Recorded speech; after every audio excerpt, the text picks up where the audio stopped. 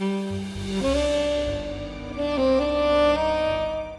I'm Tony Walker, and I am the host of and narrator of the Classic Detective Stories podcast. So we've had some trouble with the Classic Detective Stories podcast, all sorts of things. And if you follow the YouTube channel, you'll see my comments about all the various things that have happened, from being pirated to being demonetized to being hit by copyright strikes.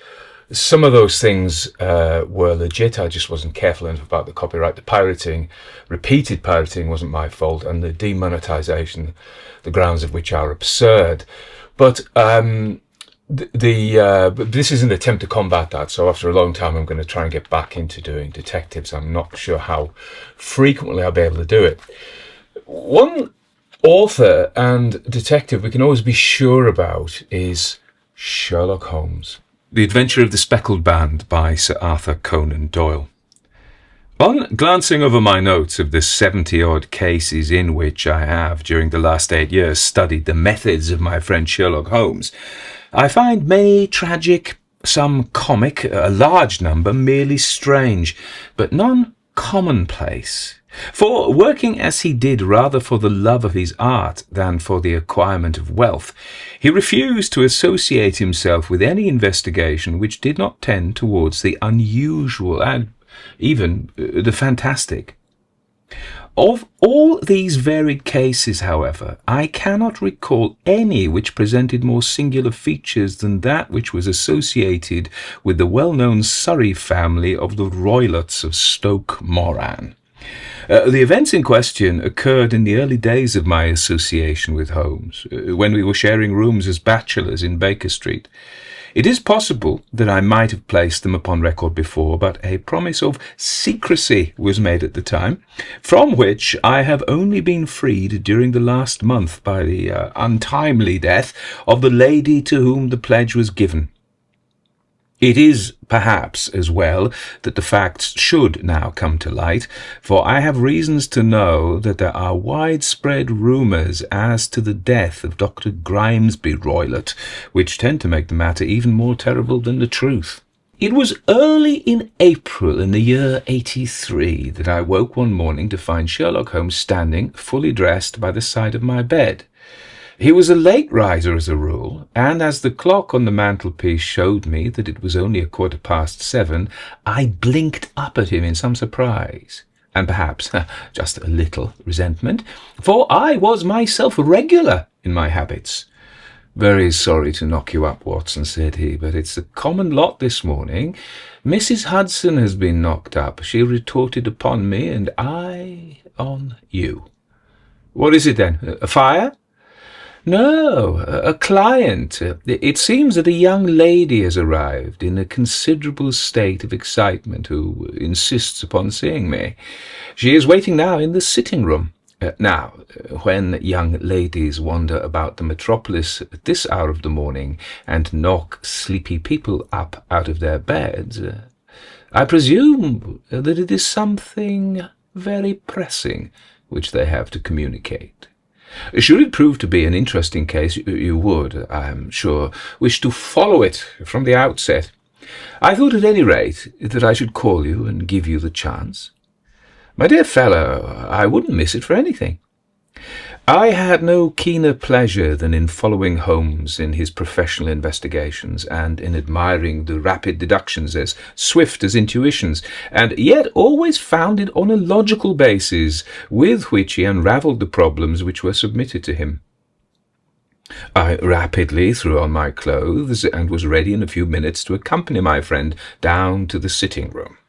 A lady, dressed in black and heavily veiled, who had been sitting in the window, rose as we entered. "Good morning, madam," said Holmes cheerily. "My name is Sherlock Holmes. This is my intimate friend and associate, Dr. Watson, before whom you can speak as freely as before myself." "Ha! I'm glad to see that Mrs. Hudson has had the good sense to light the fire. Pray draw up to it, and I shall order you a cup of hot coffee, for I observe that you are shivering." "It is not cold which makes me shiver," said the woman in a low voice, changing her seat as requested. "What, then?" It is fear, Mr. Holmes. It is terror. She raised her veil as she spoke, and we could see that she was indeed in a pitiable state of agitation, her face all drawn in grey, with restless, frightened eyes like those of some hunted animal. Her features and figure were those of a woman of 30, but her hair was shot with premature grey, and her expression was weary and haggard. Sherlock Holmes ran her over with one of his quick, all-comprehensive glances. "You must not fear," said he soothingly, bending forward and patting her forearm. "We shall soon set matters right, I have no doubt. You have come in by train this morning, I see." You know me, then?" "No, but I observed the second half of a return ticket in the palm of your left glove." "You must have started early, and yet you had a good drive in a dog-cart along heavy roads before you reached the station." The lady gave a violent start and stared in bewilderment at my companion. "There is no mystery, my dear madam," said he, smiling. "The left arm of your jacket is spattered with mud in no less than 7 places. The marks are perfectly fresh. There is no vehicle save a dog-cart which throws up mud in that way, and then only when you sit on the left-hand side of the driver." "Whatever your reasons may be, you are perfectly correct," said she. "I started from home before 6, reached Leatherhead at 20 past, and came in by the first train to Waterloo. Sir, I can stand this strain no longer. I shall go mad if it continues. I have no one to turn to, none save only one who cares for me, and he, poor fellow, can be of little aid. I have heard of you, Mr. Holmes. I have heard of you from Mrs. Farintosh, whom you helped in the hour of her sore need. It was from her that I had your address. Oh, sir, do you not think that you could help me too, and at least throw a little light through the dense darkness which surrounds me? At present it is out of my power to reward you for your services, but in a month or 6 weeks I shall be married with the control of my own income, and then at least you shall not find me ungrateful." Holmes turned to his desk and, unlocking it, drew out a small case-book which he consulted. "Farintosh," said he. "Ah, yes, I recall the case. It was concerned with an opal tiara. I think it was before your time, Watson. I can only say, madam, that I shall be happy to devote the same care to your case as I did to that of your friend. As to reward, my profession is its own reward, but you are at liberty to defray whatever expenses I may be put to at the time which suits you best. And now I beg that you will lay before us everything that may help us in forming an opinion upon the matter." "Alas," replied my visitor, "the very horror of my situation lies in the fact that my fears are so vague, and my suspicions depend so entirely on small points, which might seem trivial to another, yet even he to whom, of all others, I have a right to look for help and advice, looks upon all that I tell him about it as the fancies of a nervous woman. He does not say so, but I can read it from his soothing answers and averted eyes. But I have heard, Mr. Holmes, that you can see deeply into the manifold wickednesses of the human heart. You may advise me how to walk amid the dangers which compass me." "I am all attention, madam." "My name is Helen Stoner, and I am living with my stepfather, who is the last survivor of one of the oldest Saxon families in England, the Roylotts of Stoke Moran, on the western border of Surrey." Holmes nodded his head. "The name is familiar to me," said he. "The family was at one time among the richest in England, and the estates extended over the borders into Berkshire in the north and Hampshire in the west. In the last century, however, 4 successive heirs were of a dissolute and wasteful disposition, and the family ruin was eventually completed by a gambler in the days of the Regency. Nothing was left save a few acres of ground and the 200-year-old house, which is itself crushed under a heavy mortgage. The last squire dragged out his existence there, living the horrible life of an aristocratic pauper, but his only son, my stepfather, seeing that he must adapt himself to the new conditions, obtained an advance from a relative which enabled him to take a medical degree, and went out to Calcutta, where, by his professional skill and his force of character, he established a large practice. In a fit of anger, however, caused by some robberies which had been perpetrated in the house, he beat his native butler to death and narrowly escaped a capital sentence. As it was, he suffered a long term of imprisonment and afterwards returned to England a morose and disappointed man. When Dr. Roylott was in India, he married my mother, Mrs. Stoner, the young widow of Major General Stoner of the Bengal Artillery.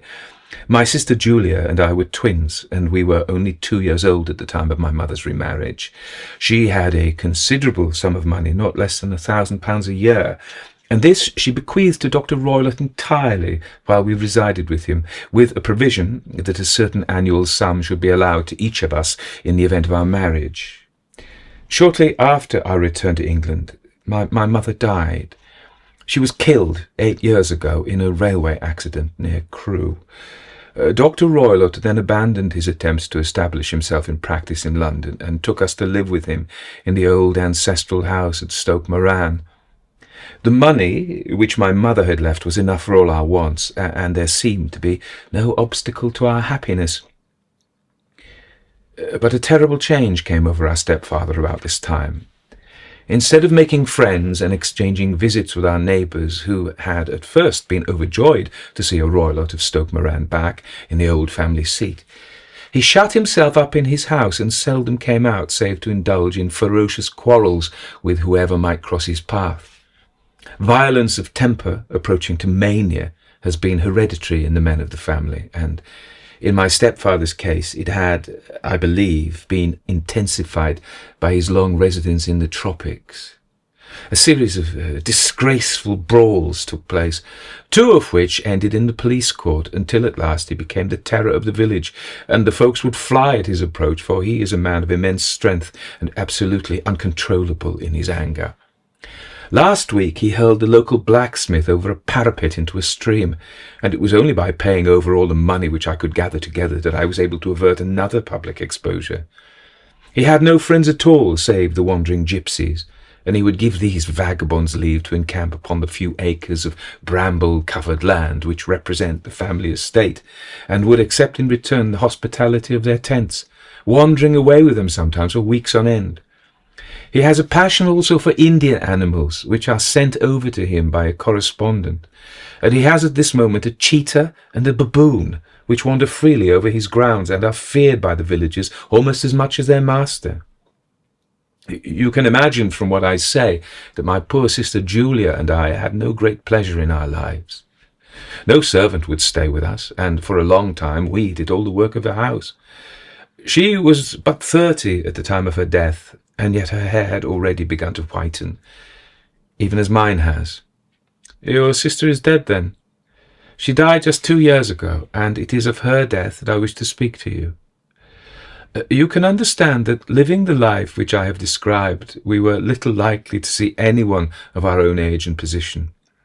We had, however, an aunt, my mother's maiden sister, Miss Honoria Westphale, who lives near Harrow, and we were occasionally allowed to pay short visits at this lady's house. Julia went there at Christmas 2 years ago, and met there a half-pay major of Marines, to whom she became engaged. My stepfather learned of the engagement when my sister returned, and offered no objection to the marriage. But within a fortnight of the day which had been fixed for the wedding, the terrible event occurred which has deprived me of my only companion. Sherlock Holmes had been leaning back in his chair with his eyes closed and his head sunk in a cushion, but he half opened his lids now and glanced across at his visitor. "Pray be precise as to details," said he.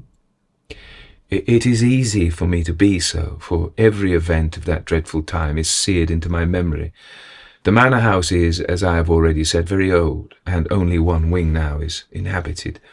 The bedrooms in this wing are on the ground floor, the sitting rooms being in the central block of the buildings. Of these bedrooms, the first is Dr. Roylott's, the second my sister's, and the third my own. There is no communication between them, but they all open out into the same corridor. Do I make myself plain?" "Perfectly so." "The windows of the 3 rooms open out upon the lawn. That fatal night, Dr. Roylott had gone to his room early, though we knew that he had not retired to rest, for my sister was troubled by the smell of strong Indian cigars, which it was his custom to smoke. She left her room, therefore, and came into mine, where she sat for some time, chatting about her approaching wedding. At 11 o'clock she rose to leave me, but she paused at the door and looked back. "Tell me, Helen," said she, "have you ever heard anyone whistle in the dead of the night?" "Never," said I. I suppose that you couldn't possibly whistle yourself in your sleep." "Certainly not. But why?" "Because during the last few nights I have always, about 3 in the morning, heard a low, clear whistle. I'm a light sleeper, and it has awakened me. I can't tell where it came from, perhaps from the next room, perhaps from the lawn. I thought that I would just ask you whether you'd heard it." "No, I haven't. It must be from those wretched gypsies in the plantation." "Very likely, and yet, if it were on the lawn, I wonder that you didn't hear it also." But I sleep more heavily than you." "Well, it's of no great consequence at any rate." She smiled back at me, closed my door, and a few moments later I heard her key turn in the lock. "Indeed," said Holmes. "Was it your custom always to lock yourselves in at night?" "Always." "And why?" I think I mentioned to you that the doctor kept a cheetah and a baboon. We had no feeling of security unless our doors were locked." "Quite so. Pray continue with your statement."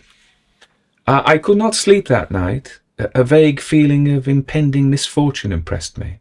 My sister and I, you will recall, were twins, and you know how subtle are the links which bind two souls which are so closely allied. It was a wild night. The wind was howling outside, and the rain was beating and splashing against the windows. Suddenly, amid all the hubbub of the gale, there burst forth the wild scream of a terrified woman. I knew that it was my sister's voice. I sprang from the bed, wrapped a shawl round me, and rushed into the corridor. As I opened my door, I seemed to hear a low whistle, such as my sister described, and a few moments later a clanging sound, as if a mass of metal had fallen. As I ran down the passage, my sister's door was unlocked and revolved slowly upon its hinges. I stared at it, horror-stricken, not knowing what was about to issue from it. By the light of the corridor lamp I saw my sister appear at the opening, her face blanched with terror, her hands groping for help, her whole figure swaying to and fro like that of a drunkard. I ran to her and threw my arms round her, but at that moment her knees seemed to give way and she fell to the ground. She writhed as one who is in terrible pain, and her limbs were dreadfully convulsed. At first I thought that she had not recognized me, but as I bent over her, she suddenly shrieked out in a voice which I shall never forget, "Oh my God, Helen, it was the band, the Speckled band!" There was something else which she would fain have said, and she stabbed with her finger into the air in the direction of the doctor's room. But a fresh convulsion seized her and choked her words. I rushed out, calling loudly for my stepfather, and I met him hastening from his room in his dressing gown. When he reached my sister's side, she was unconscious, and though he poured brandy down her throat and sent for medical aid from the village, all efforts were in vain, for she slowly sank and died without having recovered her consciousness. Such was the dreadful end of my beloved sister. "One moment," said Holmes. "Are you sure about this whistle and metallic sound? Could you swear to it?" "That was what the county coroner asked me at the inquiry. It is my strong impression that I heard it, and yet, among the crash of the gale and the creaking of an old house, I may possibly have been deceived." "Was your sister dressed?" "No, she was in her night-dress. In her right hand was found the charred stump of a match, and in her left a matchbox, showing that she had struck a light and looked about her when the alarm took place. That is important. And what conclusions did the coroner come to?" He investigated the care with great care, for Dr. Roylott's conduct had long been notorious in the county, but he was unable to find any satisfactory cause of death. My evidence showed that the door had been fastened upon the inner side, and the windows were blocked by old-fashioned shutters with broad iron bars, which were secured every night. The walls were carefully sounded, and were shown to be quite solid all round. And the flooring was also thoroughly examined, with the same result. The chimney's wide, but barred up by 4 large staples. It's certain, therefore, that my sister was quite alone when she met her end. Besides, there were no marks of any violence upon her. How about poison? The doctors examined her for it, but without success. What do you think that this unfortunate lady died of, then? It is my belief that she died of pure fear and nervous shock, though what it was that frightened her, I cannot imagine. Were there gypsies in the plantation at that time? Yes, there are nearly always some there. Ah, and what did you gather from this allusion to a band, a speckled band? Sometimes I've thought that it was merely the wild talk of delirium, sometimes that it may have referred to some band of people, perhaps to these very gypsies in the plantation. I don't know whether the spotted handkerchiefs which so many of them wear over their heads might have suggested the strange adjective which she used. Holmes shook his head like a man who is far from being satisfied. "These are very deep waters," said he. "Pray go on with your narrative." 2 years have passed since then, and my life has been until lately lonelier than ever. A month ago, however, a dear friend whom I've known for many years has done me the honour to ask my hand in marriage. His name is Armitage, Percy Armitage, the second son of Mr. Armitage of Crane Water near Reading. My stepfather has offered no opposition to the match, and we are to be married in the course of the spring. 2 days ago some repairs were started in the west wing of the building, and my bedroom wall has been pierced, so that I've had to move into the chamber in which my sister died, and to sleep in the very bed which she slept. Imagine then my thrill of terror when, last night, as I lay awake thinking over her terrible fate, I suddenly heard, in the silence of the night, the low whistle which had been the herald of her own death. I sprang up and lit the lamp, but nothing was to be seen in the room. I was too shaken to go to bed again, however, so I dressed, and as soon as it was daylight, I slipped down, got a dog cart at the Crown Inn, which is opposite, and drove to Leatherhead, from whence I've come on this morning with the one object of seeing you and asking your advice. You have done wisely, said my friend, but have you told me all? Yes, all. Miss Roylott, you have not. You are screening your stepfather. Why? What do you mean? For answer, Holmes pushed back the frill of black lace which fringed the hand that lay upon our visitor's knee. 5 little livid spots, the marks of 4 fingers and a thumb, were printed upon the white wrist. You have been cruelly used, said Holmes. The lady coloured deeply and covered over her injured wrist. He's a hard man, she said, and perhaps he hardly knows his own strength. There was a long silence, during which Holmes leaned his chin upon his hands and stared into the crackling fire. This is a very deep business, he said at last. There are 1,000 details which I should desire to know before I decide upon the course of our action. Yet we have not a moment to lose. If we were to come to Stoke Moran today, would it be possible for us to see over these rooms without the knowledge of your stepfather? As it happens, he spoke of coming into town today upon some most important business. It is probable that he will be away all day, and that there would be nothing to disturb you.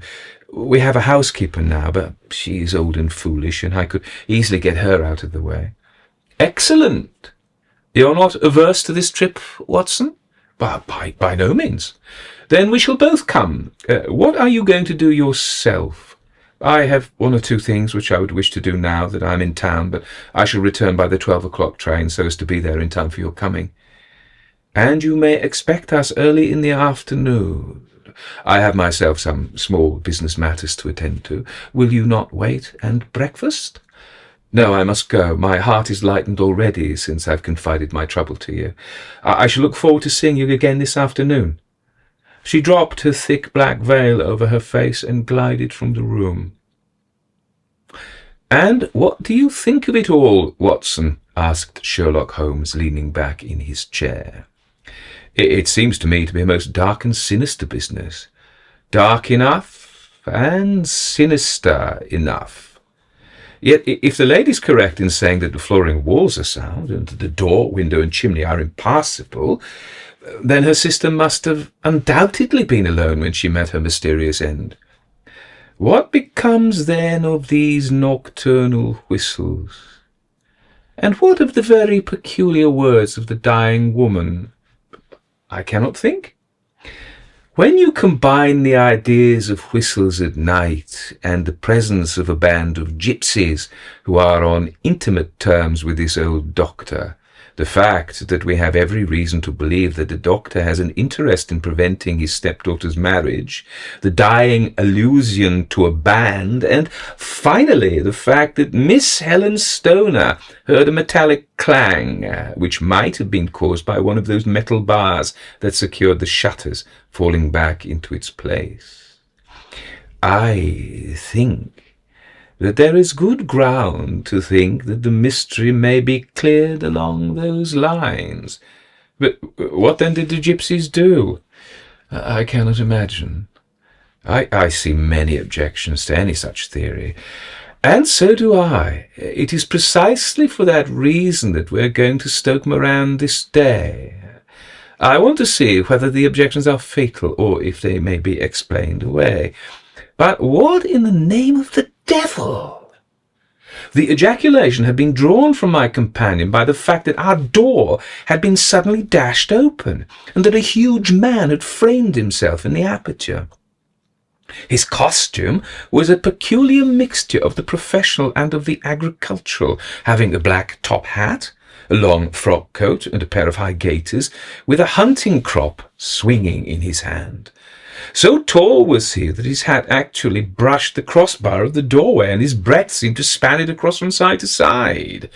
A large face, seared with 1,000 wrinkles, burned yellow with the sun, and marked with every evil passion, was turned from one to the other of us, while his deep-set, bile-shot eyes and his thin, high, fleshless nose gave him somewhat the resemblance to a fierce old bird of prey. "Which of you is Mr. Holmes?" asked this apparition. "My name, sir, but you have the advantage of me," said my companion quietly. "I am Dr. Grimesby Roylott of Stoke Moran." "Indeed, doctor," said Holmes blandly. "Pray, take a seat." "I will do nothing of the kind. My stepdaughter has been here. I've traced her. What has she been saying to you?" "It is a little cold for the time of year," said Holmes. "What has she been saying to you?" screamed the old man furiously. "But I've heard that the crocuses promise well," continued my companion imperturbably. "Ha! You put me off, do you?" said our new visitor, taking a step forward and shaking his hunting crop. "I know you, you scoundrel. I've heard of you before. You are Holmes the meddler." My friend smiled. "Holmes the busybody." His smile broadened. "Holmes the Scotland Yard Jack in office." Holmes chuckled heartily. "Your conversation is most entertaining," said he. "When you go out, close the door, for there is a decided draught." "I will go when I've had my say. Don't you dare to meddle with my affairs. I know that Miss Stoner has been here. I traced her. I'm a dangerous man to fall foul of. See here." He stepped swiftly forward, seized the poker, and bent it into a curve with his huge brown hands. "See that you keep yourself out of my grip," he snarled, and hurling the twisted poker into the fireplace, he strode out of the room. "He seems a very amiable person," said Holmes, laughing. "I am not quite so bulky, but if he had remained, I might have shown him that my grip was not much more feeble than his own." As he spoke, he picked up the steel poker and with a sudden effort straightened it out again. "Fancy his having the insolence to confound me with the official detective force. This incident gives zest to our investigation, however, and I only trust that our little friend will not suffer from her imprudence in allowing this brute to trace her. And now, Watson, we shall order breakfast, and afterwards I shall walk down to Doctors' Commons, where I hope to get some data which may help us in this matter." It was nearly 1 o'clock when Sherlock Holmes returned from his excursion. He held in his hand a sheet of blue paper scrawled over with notes and figures. "I've seen the will of the deceased wife," said he. "To determine its exact meaning, I have been obliged to work out the present prices of the investments with which it is concerned. The total income, which at the time of the wife's death was a little short of 1,100, is now, through the fall in agricultural prices, not more than £750. Each daughter can claim an income of £250 in case of marriage. It is evident, therefore, that if both girls had married, this beauty would have had a mere pittance, while even one of them would cripple him to a very serious extent. My morning's work has not been wasted, since it has proved that he has the very strongest motives for standing in the way of anything of the sort. And now, Watson, this is too serious for dawdling, especially as the old man is aware that we are interesting ourselves in his affairs. So, if you're ready, we shall call a cab and drive to Waterloo. I should be very much obliged if you would slip your revolver in your pocket. An Ely's No. 2 is an excellent argument with gentlemen who can twist steel pokers into knots. That and a toothbrush are, I think, all we need." At Waterloo, we were fortunate in catching a train for Leatherhead, where we hired a trap at the station inn and drove for 4 or 5 miles through the lovely Surrey lanes. It was a perfect day, with a bright sun and a few fleecy clouds in the heavens. The trees and wayside hedges were just throwing out their first green shoots, and the air was full of the pleasant smell of the moist earth. To me, at least, there was a strange contrast between the sweet promise of the spring and this sinister quest upon which we were engaged. My companion sat in the front of the trap, his arms folded, his hat pulled down over his eyes, and his chin sunk upon his breast, buried in the deepest thought.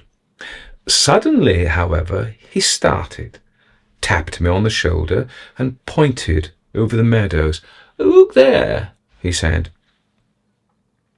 A heavily timbered park stretched up in a gentle slope, thickening into a grove at the highest point. From amid the branches there jutted out the grey gables and high roof tree of a very old mansion. "Stoke Moran," said he. "Yes, sir, that be the house of Dr. Grimesby Roylott," remarked the driver. "There is some building going on there," said Holmes. "That is where we're going." "There's the village," said the driver, pointing to a cluster of roofs some distance to the left. "But if you want to get to the house, you'll find it shorter as you get over this stile and so by the footpath over the fields. There it is, where the lady's walking." "And the lady, I fancy, is Miss Stoner," observed Holmes, shading his eyes. "Yes, I think we had better do as you suggest." We got off, paid our fare, and the trap rattled back on its way to Leatherhead. I thought it as well," said Holmes as we climbed the stile, "that this fellow should think we had come here as architects or on some definite business. It may stop his gossip. Good afternoon, Miss Stoner. You see that we have been as good as our word." Our client of the morning had hurried forward to meet us with a face which spoke her joy. "I've been waiting so eagerly for you," she cried, shaking hands with us warmly. "All has turned out splendidly. Dr. Roylott has gone to town, and it is unlikely that he'll be back before evening." "We have had the pleasure of making the doctor's acquaintance," said Holmes, and in a few words he sketched out what had occurred. Miss Stoner turned white to the lips as she listened. "Good heavens!" she cried. "He's followed me, then. So it appears. He's so cunning that I never know when I'm safe from him. What will he say when he returns? He must guard himself, for he may find that there is someone more cunning than himself upon his track. You must lock yourself up from him tonight. If he is violent, we shall take you away to your aunt's at Harrow. Now, we must make the best use of our time, so kindly take us at once to the rooms which we are to examine. The building was of grey lichen-blotched stone with a high central portion and two curving wings, like the claws of a crab, thrown out on each side. In one of these wings the windows were broken and blocked with wooden boards, while the roof was partly caved in, a picture of ruin. The central portion was in little better repair, but the right-hand block was comparatively modern, and the blinds in the windows, with the blue smoke curling up from the chimneys, showed that this was where the family resided. Some scaffolding had been erected against the end wall, and the stonework had been broken into, but there were no signs of any workmen at the moment of our visit. Holmes walked slowly up and down the ill-trimmed lawn, and examined with deep attention the outsides of the windows. This, I take it, belongs to the room in which you used to sleep, the centre one to your sister's, and the one next to the main building to Dr. Roylott's chamber. Exactly so, but I'm now sleeping in the middle one, pending the alterations, as I understand. By the way, there does not seem to be any very pressing need for repairs at that end wall. There were none. I believe that it was an excuse to move me from my room. Ah, that is suggestive. Now, on the other side of this narrow wing runs the corridor from which these three rooms open.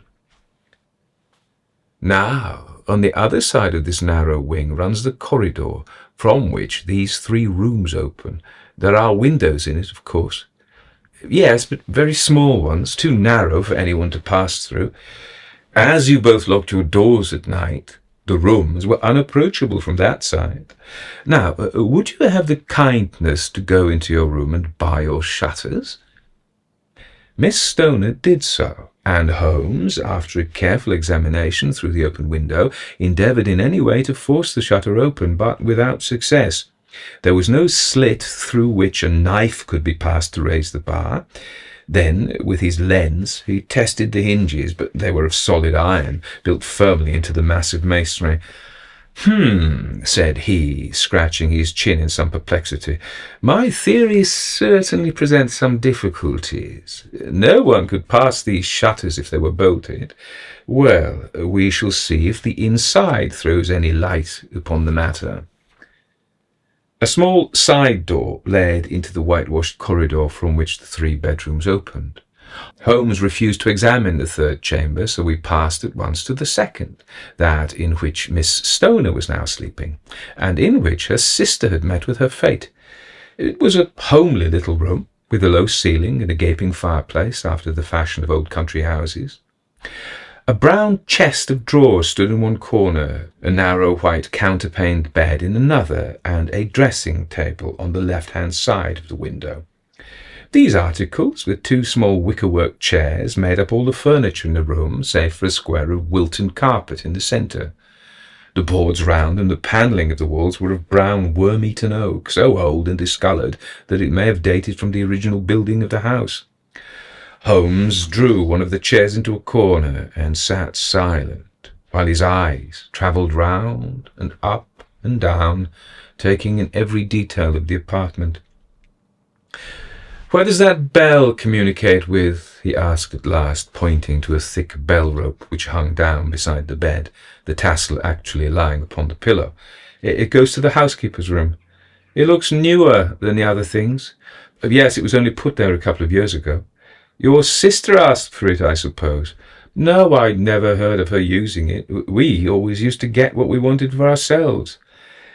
"Indeed, it seemed unnecessary to put so nice a bell pull there.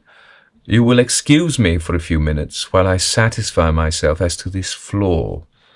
He threw himself down upon his face with his lens in his hand and crawled swiftly backwards and forward, examining minutely the cracks between the boards. Then he did the same with the woodwork with which the chamber was panelled. Finally, he walked over to the bed and spent some time in staring at it and in running his eye up and down the wall. Finally, he took the bell rope in his hand and gave it a brisk tug. "Why, it's a dummy," said he. "Won't it ring?" "No, it's not even attached to a wire. This is very interesting. You can see now that it is fastened to a hook just above where the little opening for the ventilator is. How very absurd. I never noticed that before." "Very strange," muttered Holmes, pulling at the rope. "There are one or two very singular points about this room. For example, what a fool the builder must be to open a ventilator into another room, when, with the same trouble, he might have communicated with the outside air." "That is also quite modern," said the lady. "Done about the same time as the bell rope," remarked Holmes. "Yes, there were several little changes carried out about that time. They seem to have been of a most interesting character. Dummy bell ropes and ventilators which do not ventilate. With your permission, Miss Stoner, we shall now carry out researches into the inner compartment." Dr. Grimesby Roylott's chamber was larger than that of his stepdaughter, but was as plainly furnished. A camp bed, a small wooden shelf full of books, mostly of a technical character, an armchair beside the bed, a plain wooden chair against the wall, a round table, and a large iron safe were the principal things which met the eye. Holmes walked slowly round and examined each and all of them with the keenest interest. "What's in here?" he asked, tapping the safe. My stepfather's business papers." "Oh, you've seen inside, then?" "Only once some years ago. I remember that it was full of papers." "There isn't a cat in it, for example?" "No, what a strange idea. Well, look at this." He took up a small saucer of milk which stood on the top of it. "No, we don't keep a cat, but there is a cheetah and a baboon."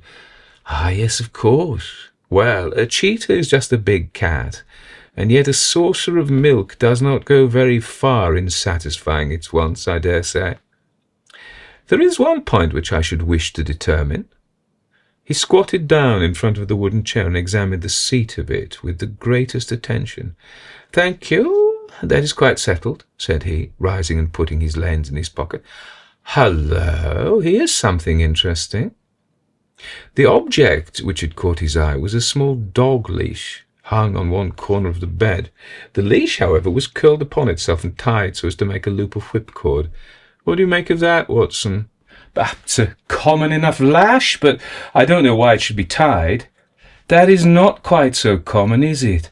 Ah me, it's a wicked world, and when a clever man turns his brains to crime, it is the worst of all. I think that I have seen enough now, Miss Stoner, and, with your permission, we shall walk out upon the lawn."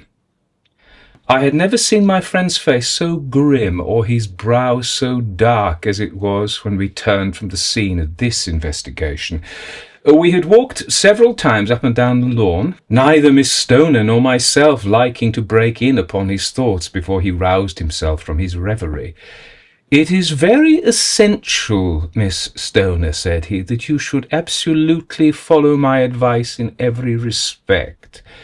"I shall most certainly do so." "The matter is too serious for any hesitation. Your life may depend upon your compliance. I assure you that I am in your hands. In the first place, both my friend and I must spend the night in your room." Both Miss Stoner and I gazed at him in astonishment. "Yes, it must be so. Let me explain. I believe that is the village inn over there?" "Yes, that's the Crown." "Very good. Your windows would be visible from there?" "Certainly." "You must confine yourself to your room on pretence of a headache when your stepfather comes back. Then, when you hear him retire for the night, you must open the shutters of your window, undo the hasp, put your lamp there as a signal to us, and then withdraw quietly with everything which you are likely to want into the room which you used to occupy. I have no doubt that in spite of the repairs you could manage there for one night." "Oh, yes, easily." "The rest you will leave in our hands. But what will you do? We shall spend the night in your room, and we shall investigate the cause of this noise which has disturbed you." "I believe, Mr. Holmes, that you have already made up your mind," said Miss Stoner, laying her hand upon my companion's sleeve. "Perhaps I have. Then, for pity's sake, tell me what was the cause of my sister's death. I should prefer to have clearer proofs before I speak. You can at least tell me whether my own thought is correct, and if she died from some sudden fright." "No, I do not think so. I think that there was probably some more tangible cause. And now, Miss Stoner, we must leave you, for if Dr. Roylott returned and saw us, our journey would be in vain. Goodbye, and be brave, for if you will do what I have told you, you may rest assured that we shall soon drive away the dangers that threaten you." Sherlock Holmes and I had no difficulty in engaging a bedroom and sitting room at the Crown Inn. They were on the upper floor, and from our window we could command a view of the avenue gate and of the inhabited wing of Stoke Moran Manor House. At dusk we saw Dr. Grimesby Roylott drive past, his huge form looming up beside the little figure of the lad who drove him. The boy had some slight difficulty in undoing the heavy iron gates, and we heard the hoarse roar of the doctor's voice and saw the fury with which he shook his clenched fists at him. The trap drove on, and a few minutes later we saw a sudden light spring up among the trees as the lamp was lit in one of the sitting rooms. "Do you know, Watson," said Holmes as we sat together in the gathering darkness, "I have really some scruples as to taking you tonight. There is a distinct element of danger." "Can I be of assistance? Your presence might be invaluable." "Then I shall certainly come." "It is very kind of you." "You speak of danger. You have evidently seen more in these rooms than was visible to me." "No, but I fancy that I may have deduced a little more. I imagine that you saw all that I did." "I saw nothing remarkable save the bell pull, and what purpose that could answer, I confess, is more than I can imagine." "You saw the ventilator, too?" "Yes, but I do not think that it is such a very unusual thing to have a small opening between two rooms. It was so small that a rat could hardly pass through." "I knew that we should find a ventilator before ever we came to Stoke Moran." "My dear Holmes." "Oh, yes, I did. You remember in her statement she said that her sister could smell Dr. Roylott's cigar. Now, of course, that suggested at once that there must be a communication between the two rooms. It could only be a small one, or it would have been remarked upon at the coroner's inquiry. I deduced a ventilator." "But what harm can there be in that?" "Well, there is at least a curious coincidence of dates. A ventilator is made, a cord is hung, and a lady who sleeps in the bed dies. Does that not strike you?" I can't as yet see any connection." "Did you observe anything very peculiar about that bed?" "No." "It was clamped to the floor. Did you ever see a bed fastened like that before?" I can't say that I have." "The lady could not move her bed. It must always be in the same relative position to the ventilator and to the rope, or so we may call it, since it was clearly never meant for a bell pull." "Holmes," I cried, I seem to see dimly what you're hinting at. We're only just in time to prevent some subtle and horrible crime. Subtle enough and horrible enough. When a doctor does go wrong, he is the first of criminals. He has nerve and he has knowledge. Palmer and Pritchard were among the heads of their profession. This man strikes even deeper. But I think, Watson, that we shall be able to strike deeper still. But we shall have horrors enough before the night is over. For goodness' sake, let us have a quiet pipe and turn our minds for a few hours to something more cheerful." About 9 o'clock, the light among the trees was extinguished, and all was dark in the direction of the manor house. 2 hours passed slowly away, and then, suddenly, just the stroke of 11, a single bright light shone out right in front of us. "That is our signal," said Holmes, springing to his feet. "It comes from the middle window." As we passed out, he exchanged a few words with the landlord, explaining that we were going on a late visit to an acquaintance and that it was possible that we might spend the night there. A moment later, we were out in a dark road, a chill wind blowing in our faces, and one yellow light twinkling in front of us through the gloom to guide us on our sombre errand. There was little difficulty in entering the grounds, for unrepaired breaches gaped in the old park wall. Making our way among the trees, we reached the lawn, crossed it, and were about to enter through the window when out from a clump of laurel bushes there darted what seemed to be a hideous and distorted child, who threw itself upon the grass with writhing limbs and then ran swiftly across the lawn into the darkness. "My God!" I whispered. Did you see it?" Holmes was, for the moment, as startled as I. His hand closed like a vice upon my wrist in his agitation. Then he broke into a low laugh and put his lips to my ear. "It's a nice household," he murmured. "That's the baboon." I had forgotten the strange pets which the doctor affected. There was a cheetah, too. Perhaps we might find it upon our shoulders at any moment.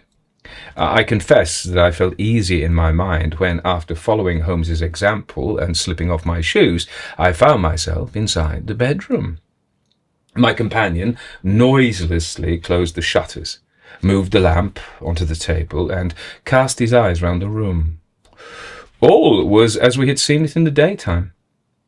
Then, creeping up to me and making a trumpet of his hand, he whispered into my ear again so gently that it was all that I could do to distinguish the words. "The least sound would be fatal to our plans." I nodded to show that I had heard. "We must sit without light. He would see it through the ventilator." I nodded again. "Do not go to sleep. Your very life may depend upon it. Have your pistol ready in case we should need it. I will sit on the side of the bed and you sit in that chair." I took out my revolver and laid it on the corner of the table. Holmes had brought up a long, thin cane, and this he placed upon the bed beside him. By it he laid the box of matches and the stump of a candle. Then he turned down the lamp, and we were left in the darkness. How shall I ever forget that dreadful vigil? I couldn't hear a sound, not even the drawing of a breath, and yet I knew that my companion sat open-eyed within a few feet of me, in the same state of nervous tension in which I was myself. The shutters cut off the least ray of light, and we waited in absolute darkness. From outside came the occasional cry of a night bird, and once at our very window a long-drawn cat-like whine, which told us that the cheetah was indeed at liberty. Far away we could hear the deep tones of the parish clock, which boomed out every quarter of an hour. How long they seemed, those quarters! 12 struck, and 1, and 2, and 3. And still we sat, waiting silently for whatever might befall. Suddenly there was the momentary gleam of a light up in the direction of the ventilator, which vanished immediately, but was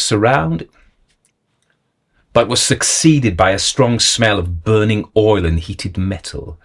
Someone in the next room had lit a dark lantern. I heard a gentle sound of movement, and then all was silent once more, though the smell grew stronger. For half an hour I sat with straining ears. Then, suddenly, another sound became audible, a very gentle, soothing sound, like that of a small jet of steam escaping continually from a kettle. The instant that we heard it, Holmes sprang from the bed, struck a match, and lashed furiously with his cane at the bell-pull. "You see it, Watson," he yelled. "You see it." But I saw nothing. At the moment when Holmes struck the light, I heard a low, clear whistle, but the sudden glare flashing into my weary eyes made it impossible for me to tell what it was at which my friend lashed so savagely. I could, however, see that his face was deadly pale and filled with horror and loathing. He had ceased to strike and was gazing up at the ventilator, when suddenly there broke from the silence of the night the most horrible cry to which I have ever listened. It swelled up louder and louder, a hoarse yell of pain and fear and anger all mingled in the one dreadful shriek. They say that away down in the village and even in the distant parsonage that cry raised the sleepers from their beds. It struck cold to our hearts, and I stood gazing at Holmes and he at me, until the last echoes of it had died away into the silence from which it rose. "What can it mean?" I gasped. "It means that it is all over," Holmes answered, "and perhaps, after all, it is for the best. Take your pistol, and we will enter Dr. Roylott's room." With a grave face he lit the lamp and led the way down the corridor. Twice he struck at the chamber door without any reply from within. Then he turned the handle and entered, I at his heels with a cocked pistol in my hand. It was a singular sight which met our eyes. On the table stood a dark lantern, with the shutter half open, throwing a brilliant beam of light upon the iron safe, the door of which was ajar. Beside this table, on the wooden chair, sat Dr. Grimesby Roylott, clad in a long grey dressing-gown, his bare ankles protruding beneath, and his feet thrust into red, heelless Turkish slippers. Across his lap lay the short stock with the long lash which we had noticed during the day. His chin was cocked upward, and his eyes were fixed in a dreadful rigid stare at the corner of the ceiling. Round his brow he had a peculiar yellow band with brownish speckles, which seemed to be bound tightly round his head. As we entered, he made neither sound nor motion. "The band, the speckled band," whispered Holmes. I took a step forward. In an instant his strange headgear began to move, and there reared itself from among his hair the squat, diamond-shaped head and puffed neck of a loathsome serpent. "It is a swamp adder," cried Holmes, "the deadliest snake in India. He has died within 10 seconds of being bitten. Violence does, in truth, recoil upon the violent, and the schemer falls into the pit which he digs for another. Let us thrust this creature back into its den, and we can then remove Miss Stoner to some place of shelter and let the county police know what has happened." As he spoke, he drew the dog whip swiftly from the dead man's lap, and throwing the noose around the reptile's neck, he drew it from its horrid perch, and carrying it at arm's length, threw it into the iron safe, which he closed upon it. Such are the true facts of the death of Dr. Grimesby Roylott of Stoke Moran. It is not necessary that I should prolong a narrative which has already run to too great a length by telling how we broke the sad news to the terrified girl, how we conveyed her by the morning train to the care of her good aunt in Harrow, of how the slow process of official inquiry came to the conclusion that the doctor met his fate while indiscreetly playing with a dangerous pet. The little which I had yet to learn of the case was told me by Sherlock Holmes as we travelled back the next day. "I had," said he, "come to an entirely erroneous conclusion, which shows, my dear Watson, how dangerous it always is to reason from insufficient data. The presence of the gypsies and the use of the word band, which was used by the poor girl, no doubt to explain the appearance which she had caught a hurried glimpse of by the light of a match, were sufficient to put me upon an entirely wrong scent. I can only claim the merit that I instantly reconsidered my position when, however, it became clear to me that whatever danger threatened an occupant of the room could not come either from the window or the door. My attention was speedily drawn, as I have already remarked to you, to this ventilator and to the bell rope which hung down to the bed. The discovery that this was a dummy and that the bed was clamped to the floor instantly gave rise to the suspicion that the rope was there as a bridge for something passing through the hole and coming to the bed. The idea of a snake instantly occurred to me, and when I coupled it with my knowledge that the doctor was furnished with a supply of creatures from India, I felt that I was probably on the right track. The idea of using a form of poison which could not possibly be discovered by any chemical test was such a one as would occur to a clever and ruthless man who had had an Eastern training. The rapidity with which such a poison would take effect would also, from his point of view, be an advantage. It would be a sharp-eyed coroner indeed who could distinguish the two little dark punctures which would show where the poison fangs had done their work. Then I thought of the whistle. Of course, he must recall the snake before the morning light revealed it to the victim. He had trained it, probably by the use of the milk which we saw, to return to him when summoned. He would put it through this ventilator at the hour that he thought best, with the certainty that it would crawl down the rope and land on the bed. It might, or might not, bite the occupant. Perhaps she might escape every night for a week. But sooner or later she must fall a victim. I had come to these conclusions before ever I had entered his room.